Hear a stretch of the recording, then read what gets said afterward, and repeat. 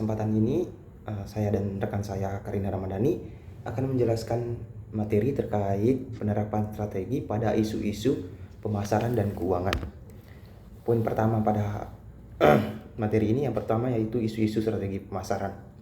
Dalam era digital, perusahaan menghadapi tantangan baru terkait privasi, interaksi pelanggan dan pemanfaatan data, sehingga pelacakan perilaku konsumen di internet menjadi isu yang sensitif secara etika. Untuk tetap kompetitif, perusahaan perlu membangun hubungan dua arah dengan pelanggan melalui pengumpulan, saran, dan umpan balik yang digunakan dalam pengembangan produk, layanan, dan inovasi. Keterlibatan pelanggan tidak hanya meningkatkan loyalitas, tetapi juga membantu perusahaan untuk menghadirkan konten yang relevan, personalisasi yang lebih baik, serta pengalaman yang sesuai dengan kebutuhan individu. Dengan mengelola data secara etis dan mematuhi aturan privasi, perusahaan dapat menciptakan hubungan yang saling menguntungkan dan mendukung keberhasilan jangka panjang perusahaan. Di Indonesia, kita tahu bahwa banyak orang sebelum membeli sesuatu justru lebih percaya komentar pembeli lain daripada iklan resmi. Contohnya, saat ingin membeli skincare atau makanan, orang biasanya membuka kolom ulasan di marketplace atau media sosial. Kalau perusahaan tidak merespon keluhan dengan baik, komentar negatif bisa saja menyebar dengan cepat. Ini memungkinkan bahwa strategi pemasaran sekarang sangat bergantung pada bagaimana perusahaan berinteraksi dan menjaga kepercayaan publik. Yang berikut itu adalah prinsip baru pemasaran menurut Paris, Gunian, dan Weidberg. Yang pertama itu membangun kolaborasi dengan pelanggan, bukan sekedar berbicara kepada mereka. Yang kedua, ciptakan alasan menarik agar pelanggan mau terlibat. Yang ketiga itu ikuti dan terlibat dalam percakapan di luar plafon perusahaan. Yang keempat, fokus menarik minat pelanggan, bukan langsung menjual. Yang kelima itu biarkan percakapan online mengalir alami tanpa kontrol berlebihan. Yang keenam, libatkan ahli pemasaran digital yang menguasai teknologi, marketing, dan interaksi sosial. Yang ketujuh itu gunakan komunikasi singkat, cepat, seperti pesan pendek atau chat. Kita sering melihat merek lokal yang membalas komentar dengan gaya santai dan sopan, lalu mendapat respon positif dari warganet. Misalnya ketika ada keluhan keterlambatan pengiriman, admin menjawab dengan cepat dan solutif. Hal sederhana seperti ini membuat konsumen merasa dekat dan akhirnya tetap setia meskipun ada banyak pilihan merek lainnya. Yang ketiga itu ada media beriklan. Generasi muda saat ini usia sekitar 18-27 tahun kini lebih banyak menghabiskan waktu di dunia digital dibandingkan media tradisional, didukung oleh penggunaan smartphone dan akses internet yang mudah. Perubahan ini membuat pengguna lebih aktif dan memilih konten yang mereka konsumsi serta berinteraksi melalui komentar, like, dan berbagi, sehingga media digital memungkinkan perusahaan menyajikan iklan yang lebih personal, relevan, dan sesuai perilaku konsumen. Selain dapat berinteraksi langsung dengan pelanggan, perusahaan juga bisa mengukur kinerja iklan secara akurat melalui metrik seperti tampilan, interaksi, dan konversi, serta dengan mudah menyesuaikan konten sesuai dengan tren yang ada. Media sosial menjadi platform penting untuk menjangkau audiens luas dan segmentasi spesifik, sehingga perusahaan perlu lebih kreatif, responsif, dan relevan dalam strategi iklan digital mereka. Banyak produk di Indonesia itu justru viral bukan karena iklan mahal, tapi karena muncul di video review atau live streaming. Contohnya, produk makanan atau minuman yang awalnya tidak dikenal bisa langsung laku keras setelah direview oleh kreator konten. Ini membuktikan bahwa iklan yang menyatu dengan konten hiburan lebih mudah diterima oleh masyarakat. Yang berikut itu kebijakan dalam pengambilan keputusan pemasaran. Yang pertama itu menentukan penggunaan, yang kedua itu saluran distribusi eksklusif atau kombinasi, serta pengolahan hubungan dengan distributor atau pengecer. Yang ketiga, mengatur seberapa besar penggunaan iklan TV, termasuk anggaran, jadwal tayang, target, dan pesan iklan.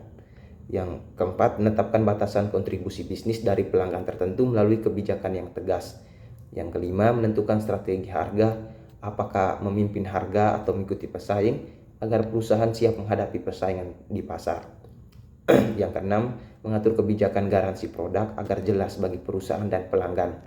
Yang ketujuh, menetapkan kebijakan pemberian penghargaan bagi tenaga penjual, termasuk gaji, komisi, atau kombinasi keduanya. Yang ke-8 itu menentukan kebijakan terkait iklan online, termasuk platform anggaran, serta strategi digital yang akan digunakan. Dalam praktiknya itu, perusahaan sering menyesuaikan kebijakan pemasaran dengan kondisi daerah. Misalnya, produk yang laku di kota besar belum tentu cocok di daerah. Ada bisnis yang menurunkan ukuran kemasan agar harganya lebih terjangkau bagi masyarakat. Menengah ke bawah, kebijakan seperti ini menunjukkan bahwa keputusan pemasaran harus fleksibel dan berbasis realitas pasar. Yang berikut adalah purpose-based marketing.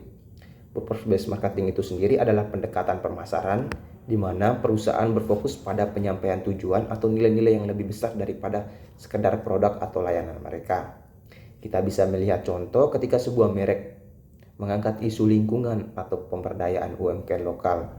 Konsumen Indonesia cenderung mendukung produk yang punya kepedulian sosial. Bahkan banyak yang dengan sukarela membagikan konten tersebut karena merasa ikut berkontribusi pada tujuan yang baik, bukan sekadar membeli produk.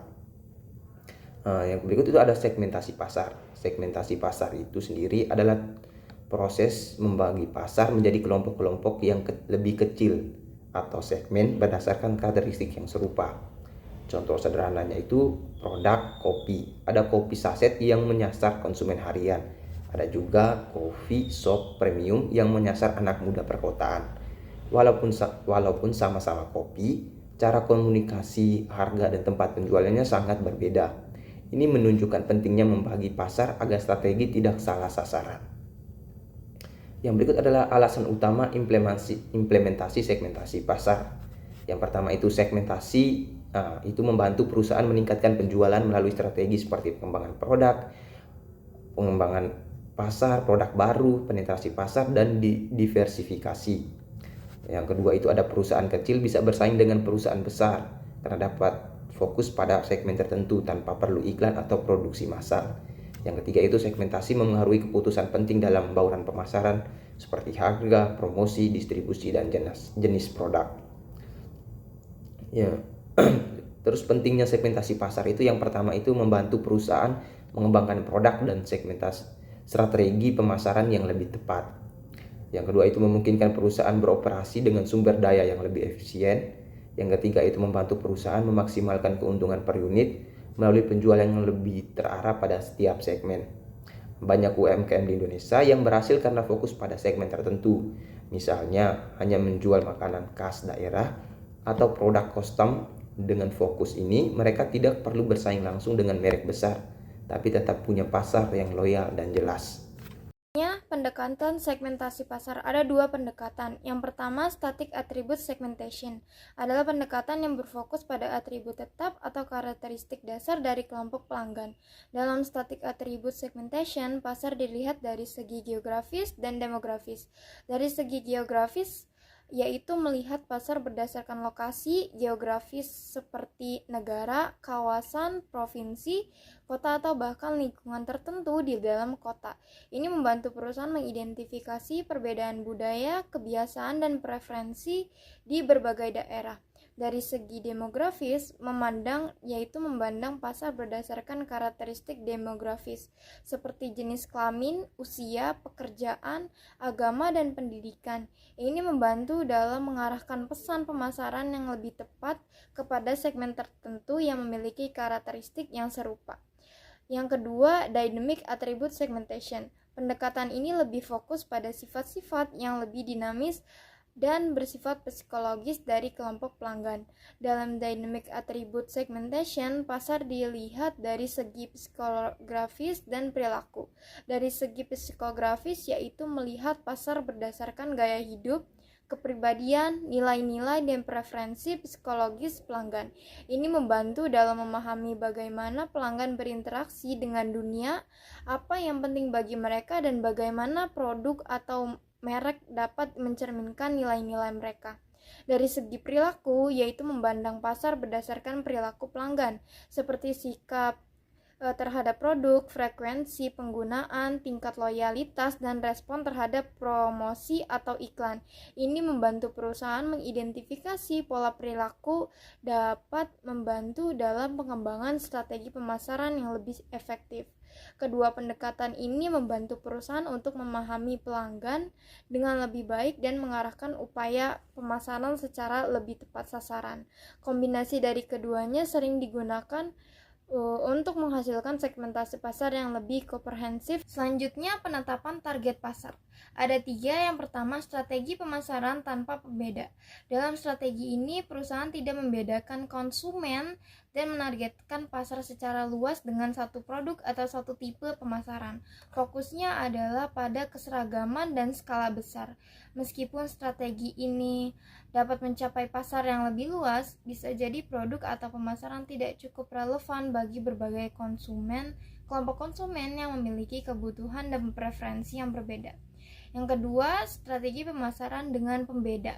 Dalam strategi ini, perusahaan membedakan target pasar berdasarkan karakteristik, kebutuhan, atau preferensi konsumen yang berbeda. Ini melibatkan pengembangan beberapa produk atau varian produk yang dirancang untuk memenuhi kebutuhan yang berbeda-beda. Pendekatan ini bertujuan untuk menciptakan loyalitas pelanggan yang lebih kuat dengan memenuhi preferensi mereka dan memberikan nilai tambah yang unik. Yang ketiga, strategi pemasaran terkonsentrasi. Dalam strategi ini, perusahaan memilih untuk memfokuskan upaya pemasaran pada segmen pasar yang sangat spesifik. Fokus ini dapat berdasarkan geografis, demografis, psikografis, atau perilaku. Pendekatan ini dapat menguntungkan bagi perusahaan yang memiliki sumber daya terbatas karena dapat menghasilkan fokus yang lebih kuat dan hubungan yang lebih dalam dengan segmen pasar yang terpilih. Penempatan atau pemposisian produk. Penempatan atau pemposisian produk adalah strategi untuk memenuhi bagaimana produk ingin dilihat pelanggan dalam segmen yang dituju. Tujuannya adalah membuat produk memiliki tempat khusus di pikiran pelanggan, sehingga berbeda dari produk lain. Dalam purpose-based marketing, pemposisian produk tidak hanya menonjolkan keunggulan, tetapi juga posisi produk diperkuat dengan menunjukkan tujuan atau nilai yang lebih besar, sehingga pelanggan merasa produk relevan dan bermakna. Hubungan dengan segmentasi membantu menyusun pesan yang tepat untuk setiap kelompok pelanggan, sedangkan pemposisian membangun hubungan emosional antara produk dan nilai pelanggan. Keduanya bekerja sama untuk membuat strategi pemasaran lebih fokus dan efektif. Selanjutnya, penetapan dan aturan penting dalam penetapan produk. Teknik bagaimana melakukan pemposisian produk yang efektif ada 5 tahapan utama. Yang pertama, pilih kriteria kunci atau keunggulan atau atribut pembeda. Jadi perusahaan harus menentukan kriteria kunci atau atribut pembeda yang menjadikan produk mereka unik. Yang kedua, buat diagram penetapan atau perpetual map. Perusahaan membuat diagram atau peta preferensi untuk memvisualisasikan posisi produk mereka dibandingkan pesaing. Yang ketiga, masukkan posisi pesaing dalam diagram. Posisi pesaing dimasukkan ke dalam diagram sehingga terlihat dengan jelas bagaimana pesaing berlangsung. Tahap keempat adalah identifikasi area kompetitif tempat produk unggul, yaitu area di mana produk kita memiliki keunggulan atau peluang lebih besar. Yang terakhir, kelima, susun rencana pemasaran berdasarkan hasil analisis perusahaan, menyusun strategi pemasaran yang sesuai dengan hasil analisis tersebut. Selain tahapan, ada beberapa aturan penting yang perlu diperhatikan. Yang pertama, cari area kosong atau niche yang belum dilayani pesaing. Ini memberi peluang lebih besar untuk menonjol. Yang kedua, hindari posisi tengah yang tidak jelas karena membuat produk sulit dibedakan dari pesaing. Yang ketiga, jangan gunakan satu strategi untuk 2 segmen berbeda. Satu strategi tidak bisa digunakan untuk 2 segmen yang berbeda karena setiap segmen memiliki kebutuhan yang unik. Yang keempat, fokus pada perbedaan unik produk dibanding pesaing. Perusahaan harus fokus pada perbedaan unik yang membuat produk mereka lebih menarik dibandingkan pesaing. Selanjutnya, isu-isu keuangan dan akuntansi. Beberapa isu utama dalam keuangan dan akuntansi yang sering muncul. Isu-isu ini berpengaruh langsung terhadap kesehatan finansial perusahaan dan kualitas pengambilan keputusan manajerial. Yang pertama, pelaporan keuangan. Ini berkaitan dengan bagaimana perusahaan menyusun laporan keuangan secara akurat dan tepat waktu. Yang kedua, pengelolaan arus kas. Banyak perusahaan sebenarnya memiliki laba tetapi tetap mengalami masalah karena arus kasnya tidak lancar. Maka memastikan ketersediaan dana untuk operasional sehari-hari adalah hal yang sangat krusial. Yang ketiga, perhitungan biaya dan pendapatan. Perusahaan harus menghitung biaya produksi secara tepat agar harga jual sesuai dengan keuntungan optimal. Yang keempat, pajak. Di sini perusahaan harus mengikuti regulasi perpajakan yang berlaku tentunya. Yang kelima, manajemen resiko keuangan. Yang keenam, evaluasi investasi. Perusahaan harus menilai apakah suatu investasi memberikan keuntungan yang layak. Yang ketujuh, audit dan kepatuhan. Ini berfungsi memastikan bahwa laporan keuangan telah mengikuti standar yang berlaku dan bebas dari kesalahan material. Yang ke-8, penyusutan dan amortisasi. Yang ke-9, pengakuan pendapatan dan beban. Yang terakhir, yang ke-10 adalah kepatuhan terhadap regulasi seperti IFRS atau GAAP. Kepatuhan ini penting agar laporan keuangan dapat diterima secara global dan dapat dipercaya oleh investor maupun regulator. Yang terakhir, kesimpulan dari presentasi kelompok kami, yaitu perusahaan harus mampu beradaptasi dengan perubahan perilaku konsumen dan perkembangan teknologi agar dapat bertahan dalam persaingan modern. Dalam pemasaran, perusahaan perlu membangun hubungan yang kuat dengan pelanggan melalui kolaborasi, umpan balik, dan penggunaan media digital, serta menerapkan segmentasi dan pemposisian produk yang tepat agar nilai yang ditawarkan sesuai kebutuhan pasar. Sementara itu, pada aspek keuangan, perusahaan dituntut menjaga pelaporan yang akurat dan transparan, mengelola arus kas, biaya pajak, serta resiko sesuai standar yang berlaku.